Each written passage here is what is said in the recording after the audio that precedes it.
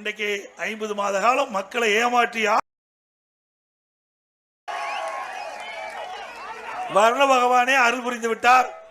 அது பாளையங்கோட்டையிலிருந்து செஞ்சாட் கோட்டைக்கு இங்க இருக்கின்ற நம்முடைய வேட்பாளர் வெற்றி பெற்று அனுப்ப வேணும். அதோட இன்னைக்கு திராவிட முன்னேற்ற கழக தலைவர் போற இடமெல்லாம் பேசிட்டு இருக்கிறாரு. திராவிட முன்னேற்ற கழக தலைமையில் அமைக்கப்பட்ட கூட்டணி பலம் வாய்ந்த கூட்டணி என்று சொல்லிக் கொண்டிருக்கின்றார். ஒரு கதை இருக்குது.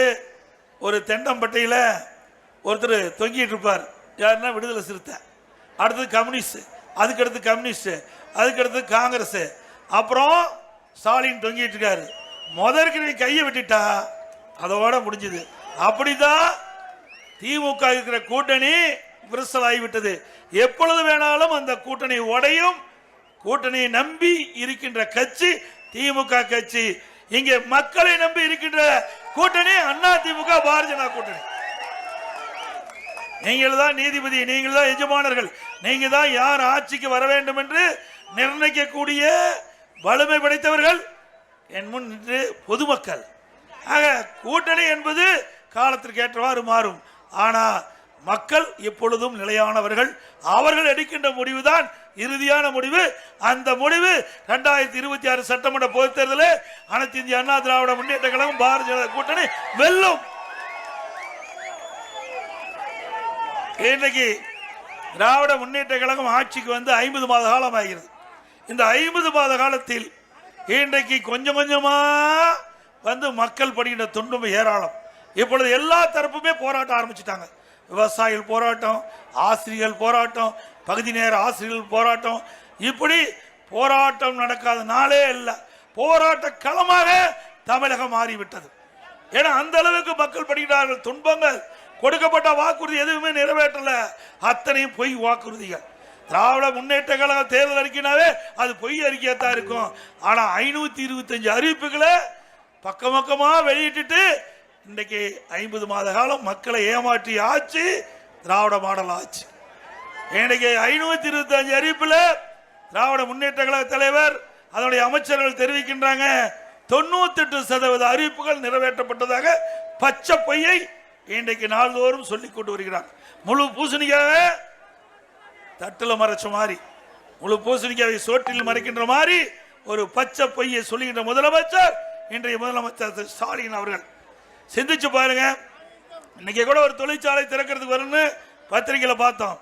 அனைத்து இந்திய அண்ணா திராவிட முன்னேற்ற கழக ஆட்சி 2015ஆம் ஆண்டு புரட்சி தலைவி அம்மா அவர்கள் தமிழகத்தில் தொழில் முதலீட்டார் மாநாட்டில் நடத்தி 2,42,000 கோடி தொழில் முதலீட்டை ஈர்க்கப்பட்டு 98 புரிந்துணர்வு ஒப்பந்தங்கள் போட்டாங்க.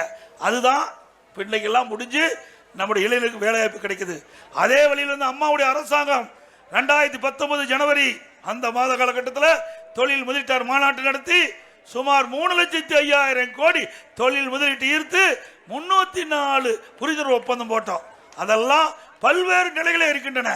இந்த திட்டங்கள் எல்லாம் நிறைவேறுகின்ற பொழுது அம்மா முதல் கொண்டு வந்த அந்த திட்டத்தின் மூலமாக பல லட்சம் பேருக்கு வேலை கிடைச்சது. அதே போல அனைத்து இந்திய அண்ணா திராவிட முன்னேற்ற கழக அரசு, அம்மா அரசு இருக்கின்ற பொழுது இந்த திட்டத்தை கொண்டு, தொழில் முதலீட்டார் திட்டத்தை கொண்டு வந்து 10 லட்சம் பேருக்கு வேலை வாய்ப்பை நாங்கள் உருவாக்கி தந்தோம். இதே திராவிட முன்னேற்ற கழகம் ஆட்சிக்கு வந்த பிறகு அவர்களும் தொழில் முதலீட்டு மாநாட்டை நடத்துவேன் என்று ஒரு பொய்யான அறிக்கை கொடுத்து ஒரு பொய்யான நாடகத்தை அரங்கேற்றி இதுவரை அந்த புரிந்துணர்வு ஒப்பந்தங்கள் எத்தனை வந்தது, என்ன நிலையில் இருக்கின்றது, என்ன நிதி கிடைச்சது, எவ்வளவு பேருக்கு வேலை கிடைக்கும், எந்தவித அறிவிப்பும் கிடையாது. பலமுறை சட்டமன்றத்தில் கேட்டாச்சு, நாங்கள் பத்திரிகையில ஊடகத்திலும் கேட்டோம். நீங்க தொழில் முதலீட்டு மாநாட்டை நடத்துறீங்களே அதனுடைய வெள்ளை அறிக்கை வேணும்னு கேட்டோம். இதுவரைக்கும் கிடைக்கல. ஆக மக்களை ஏமாற்றுகின்ற அரசு திரு ஸ்டாலின் தலைமையில் இருக்கின்ற அரசு என்பதை மக்கள் உணர வேண்டும். அது மட்டுமல்ல, எங்கே இருக்கின்ற இளைஞர் பட்டாளங்கள் சிந்திச்சு பாருங்க. அனைத்து இந்திய அண்ணா திராவிட முன்னேற்ற கழக என்ற ஒரு கட்சி இருக்கின்ற இடத்துல தான் இன்றைக்கு தமிழகத்தில் அதிகம் பேர் படிச்சிருக்கிறாங்க. இன்றைக்கு கல்விக்கு அடித்தளமிட்டது அண்ணா திமுக ஆட்சி. சிந்திச்சு பாருங்க. ஒரே ஆண்டில் 11 அரசு மருத்துவக் கல்லூரி இந்தியாவில் எங்கேயும் கிடையாது, தமிழகத்திலும் கிடையாது. அது வரலாற்றை படைத்த கட்சி அண்ணா திமுக கட்சி, அண்ணா திமுக அரசாங்கம். அதே போல அம்மா இருக்கும்போது 6 மருத்துவக் கல்லூரி மருத்துவமனை, மொத்தம் 10 ஆண்டு காலம் 2010 2021 வரைக்கும் அண்ணா திமுக ஆட்சியில 17 அரசு மருத்துவக் கல்லூரி மருத்துவமனை கொண்டாந்தோம். அதே போல 21 பாலிடெக்னிக் கல்லூரி கொண்டாந்துருக்கிற 10 ஆண்டு காலத்துல 67 கலை அறிவியல் கல்லூரி, கலை மற்றும் அறிவியல் கல்லூரி 67 கொண்டாந்து தமிழகத்தில் இருக்கின்ற ஏழை எளிய ஒடுக்கப்பட்ட நசுக்கப்பட்ட கடைக்கோட்டில் நம்மை போல் இருக்கின்ற விவசாயி தொழிலாளி ஏழை தொழிலாளியுடைய மகன் குறைந்த கட்டணத்தில் பட்டப்படிப்பு படிக்கக்கூடிய சூழ்நிலையை அண்ணா திமுக ஆட்சி தான் உருவாக்கி கொடுத்தோம். திமுக ஆட்சியில் இப்படிப்பட்ட கல்லூரி கிடைக்குதா என்றால் கிடையாது. எல்லாம் அண்ணா திமுக ஆட்சியில் தொடங்கப்பட்ட கல்லூரி தான் இன்றைக்கு மாணவர்கள் படித்து பட்டப்படிப்பு படித்து வேலைக்கு போகின்ற காட்சி இன்றைக்கு தமிழகத்திலே பார்க்கிறோம். அத்தனைக்கும் அடித்தளம் விட்டது அண்ணா திமுக ஆட்சி. கொரோனா காலம், ஒரு வருடம் வேலை கிடையாது மக்களுக்கு. அந்த காலகட்டத்தில் கூட மக்கள் துன்பப்படக்கூடாது என்பதற்காக ரேஷன் கடையில் 12 மாதம் விலையில அரிசி, விலையில சர்க்கரை, விலையில எண்ணெய் கொடுத்தோம். ஒரே அரசாங்கம் அண்ணா திமுக அரசாங்கம். இந்தியாவிலேயே சிந்திச்சு பாருங்க. இன்றைக்கு ரேஷன் கடையில் நல்ல அரிசி கிடையாது, முழுமையான பொருள் வழங்கப்படவில்லை. அப்படிப்பட்ட அவல ஆட்சி இன்றைக்கு நடைபெற்றுக் கொண்டிருக்கிறது. அது மட்டுமல்ல, கொரோனா காலத்தில் மாணவர்கள் பள்ளிக்கு போக முடியல, கல்லூரியில படிக்க முடியல. ஓராண்டு பள்ளி மூடி இருந்தது, கல்லூரி மூடி இருந்தது. அவருடைய மன உளைச்சலை போக்க வேண்டும் என்பதற்காக மாணவர்களுக்கு ஆல் பாஸ் போட்டது அண்ணா திமுக ஆட்சியில். கல்லூரி மாணவர்கள் ஆன்லைன்ல கிளாஸ் நடத்தின, ஆன்லைன்ல தேர்வு நடத்தி அவர்களுக்கும் நல்ல வாய்ப்பை ஏற்படுத்தி கொடுத்த அரசாங்கம் அண்ணா திமுக அரசாங்கம். திமுகவில் இப்படி எந்த திட்டமாவது வந்திருக்குதான்னு நீங்க சிந்திச்சு பாருங்க. எதுவுமே கிடையாது. எது வந்தாலும் குடும்பத்தை சார்ந்துதான் இருக்கும். குடும்பத்திற்கு என்ன அதிகாரம் வேண்டும், அந்த குடும்பத்திற்கு என்ன வருமானம் வர வேண்டும், அதுதான் திராவிட முன்னேற்ற கழக கட்சியினுடைய நிலைப்பாடு, திமுக அரசுடைய நிலைப்பாடு. மக்களுக்கென்று எந்த திட்டமும் இந்த ஆட்சியில் வரவில்லை. எப்பொழுது பார்த்தாலும் மத்திய அரசையே குறை சொல்லிட்டு இருக்கார். ஏன் இதே திராவிட முன்னேற்ற கழகம் 16 ஆண்டு காலம் மத்தியில் ஆட்சி அதிகாரத்தில் இருந்தார்கள்.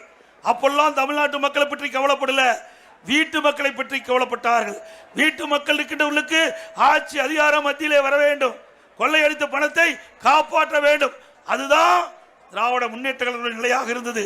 உண்மையிலேயே மக்கள் மீது அக்கறை இருந்தால், ஓட்டு போட்டு வெற்றி பெற செய்த மக்கள் மீது அக்கறை இருக்குமே. திராவிட முன்னேற்றத்துக்கு கிடைக்கப்பட்ட வாய்ப்பு 16 ஆண்டு காலம் மத்தியிலே ஆட்சி அதிகாரத்தில் இருந்த கட்சி திமுக கட்சி. பாரதிய ஜனதா கட்சியிலே 1999 5 ஆண்டு காலம் அமைச்சரவையில் வீற்றிருந்தார்கள். 5 ஆண்டு காலம் திரு முரசொலி மாறன் அவர்கள் உடல்நிலை சரியில்லாம மருத்துவமனையில் சேர்க்கப்பட்டு ஓராண்டு செயல்பட முடியாமல் இருந்தாங்க. அப்படிப்பட்ட காலகட்டத்தில் கூட பாரதிய ஜனதா அரசாங்கம் கேபினெட் அந்தஸ்துள்ள அமைச்சரை கொடுத்து இலாக்கா இல்லாத அமைச்சராக பார்த்து கொண்டார்கள்.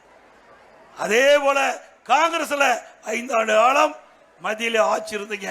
பாரதிய ஜனதா ஆட்சியில் இருந்தவுடன் அப்படியே அந்தர்பல்ட்டி அடிச்சு காங்கிரசுக்கு போன கட்சி தான் திமுக கட்சி. பி.பி. சிங் பிரதமராக இருக்கும் போது மத்தியிலே அமைச்சரவையிலே இடம்பெற்றாங்க. ஐ.கே. குஜ்ரால் அவர்கள் பிரதமராக இருக்கும் போது அந்த அமைச்சரவையிலே இடம்பெற்றாங்க.